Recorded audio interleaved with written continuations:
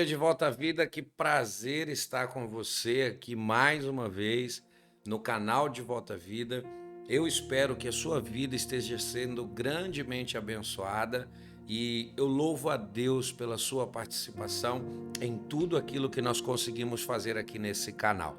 Hoje nós vamos falar sobre características da igreja local, mas antes da gente entrar nesse tema, eu peço a sua ajuda. Compartilhe o nosso vídeo, curta ele. Se você ainda não é inscrito nesse canal, faça a sua inscrição, nos ajude a crescer e mandar a palavra de Deus cada vez mais longe, para que corações possam ser alcançados pela palavra do Senhor e mais vidas sejam transformadas. Amém? Então, eu estou aqui fazendo a minha parte, eu conto que você esteja fazendo a sua. Então, vamos lá. Você não está aqui por acaso. Você está aqui para dar continuidade à missão que Jesus nos deixou.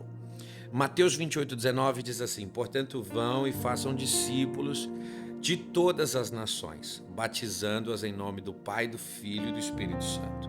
Esse é um chamado comum de Jesus para todos nós. Sabemos e vemos que as pessoas têm também os seus chamados específicos. Uns serão pastores, outros serão evangelistas, outros mestres, mas esse é um chamado comum. Jesus, chamando os seus, deu a ordem do ide a eles. Então, nem eu, nem você temos que ter a pretensão ou o orgulho de pensar que faremos isso sozinho. A igreja, ela foi estabelecida para trabalhar em unidade. E trabalhando em unidade para o propósito da redenção, para a salvação de pessoas, nós vamos ter sim algumas responsabilidades. Primeiro, nós temos a responsabilidade de incentivar uns aos outros. E o que é incentivar? Despertar o ânimo, despertar o interesse, o brio, encorajar, estimular e incitar as pessoas a viver o seu propósito. A igreja é o local em que a gente tem que viver juntos, fortalecendo uns aos outros, para que lá seja o lugar do renovo, do refrigério e do fortalecimento. Não pense que será no mundo que você vai encontrar alguém perdido para fortalecer você e instruir você e incentivar você a viver o propósito que Jesus tem para a sua vida. Nós passamos por esse processo na igreja.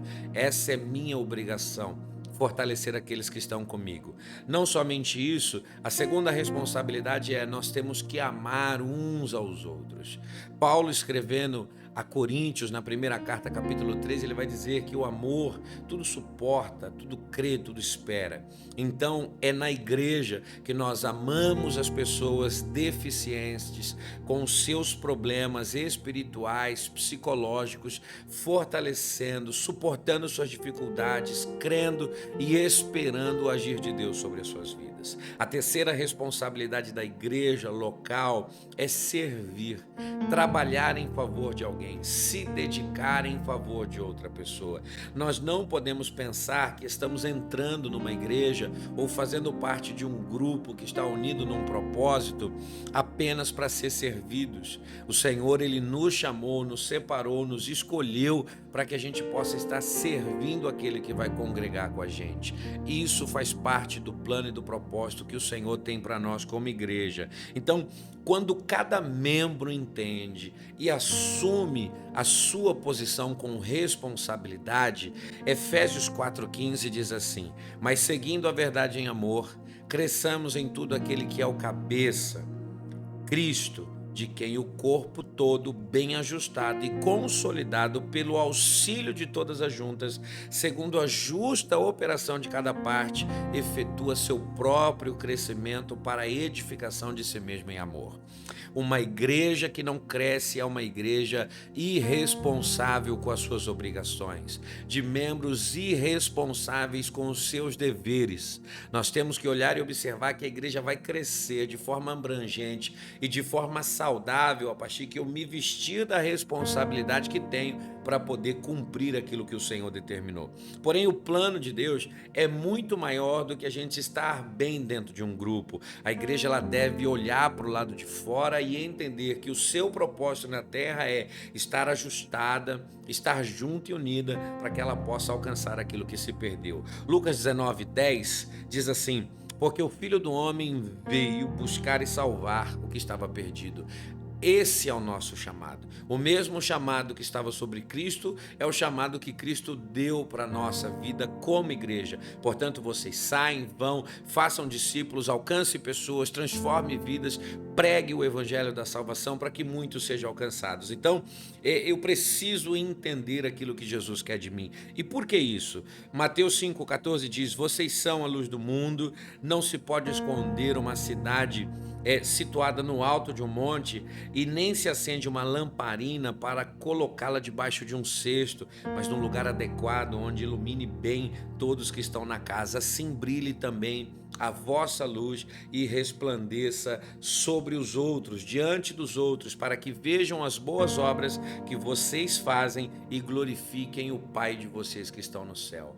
A obra que Jesus está fazendo na sua vida, na minha vida, na sua igreja, na igreja que eu faço parte, essa obra ela precisa ser revelada e as pessoas precisam conhecer aquilo que Deus está fazendo em nós, para que essas pessoas, através dessas obras de transformação, de prodígio, de maravilha, essas pessoas venham buscar ter um relacionamento com o Pai e também glorificar o seu nome. Então essa é a nossa responsabilidade. Então a gente precisa compreender que nós temos um chamado e precisamos ser conhecidos nesse mundo como um povo. E que povo que a gente tem que ser conhecido? Temos que ser conhecidos pelo amor. Nós sabemos que o amor é um dever. Deus nos deu o amor como uma obrigação, um mandamento. Se o amor não fosse tão importante, Deus não mandaria com que amássemos a Ele acima de todas as coisas e ao próximo como a nós mesmos. Mas qual que é o propósito de Deus obrigar a gente a amar? Qual que é o propósito, a intenção de Deus de tornar o amor um mandamento? O amor deve caracterizar a nossa maneira de interagir uns com os outros. João 13,34 está escrito: eu lhes dou um novo mandamento, que amem uns aos outros, assim como eu os amei, que também vos amem a si mesmo. Nisto conhecerão que vocês são meus discípulos, se tiverem amor uns pelos outros, porque assim que o mundo nos conhecerá. Então, por que eu tenho que amar? Por que a minha vida tem que ser caracterizada? Por que a minha igreja tem que ser marcada pelo amor? Por que isso tem que estar impregnado na minha vida? É porque somente assim o mundo entenderá que eu sou um discípulo de Cristo. Somente assim o mundo compreenderá que eu sou um discípulo do Senhor. Às vezes nós estamos sendo tomados por um sentimento que o mundo tem que saber que nós somos do Senhor a partir do nosso talento, a partir dos nossos dons. Porém, talento, pessoas nascem com talento de oratória, vocação para tocar instrumentos, para cantar e todas essas coisas. O que vai deixar marcado e convencer as pessoas de que nós somos discípulos de Cristo é que nós possamos viver em amor, em harmonia, suportando, esperando e acreditando em tudo aquilo que Deus nos disse e principalmente na obra de restauração que Ele tem feito na nossa vida. Então, se você não tem entendido ainda a sua responsabilidade como igreja local, eu peço a você, assista novamente esse vídeo e compreenda, você não tem a obrigação de fazer nada sozinho, mas você tem a responsabilidade de agir em comunhão, incentivando, fortalecendo, amando e servindo o povo de Deus para que a gente possa fazer efeito no mundo. Mais forte é o poder de Deus que está sobre a nossa vida do que as obras de um mundo que está perdido. Maior é a nossa luz, aquilo que o Senhor fez brilhar sobre a nossa vida, do que as trevas que estão aí operando sobre o mundo. Então maior é o que está conosco do que aquilo que está no mundo. Eu te abençoo e te peço, viva isso, viva para a glória de Deus e faça com que a sua igreja seja funcional e capaz de abençoar pessoas cumprindo o índio do Senhor, tá bom? Que Deus te abençoe e fique na paz, que a gente possa se encontrar aí durante a semana e compartilhar de muitos outros vídeos que o Senhor tem para a nossa vida, para nos abençoar e instruir, tá bom? Fica na paz, fica com Deus, que o Senhor continue te abençoar sempre.